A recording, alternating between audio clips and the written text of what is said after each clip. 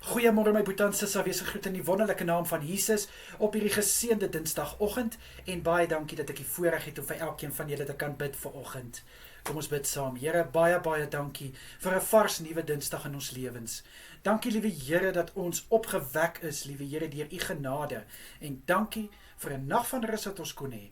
Dankie liewe Here vir u hand oor ons en dankie Vader dat u ons verfris en versterk het tydens ons slaap.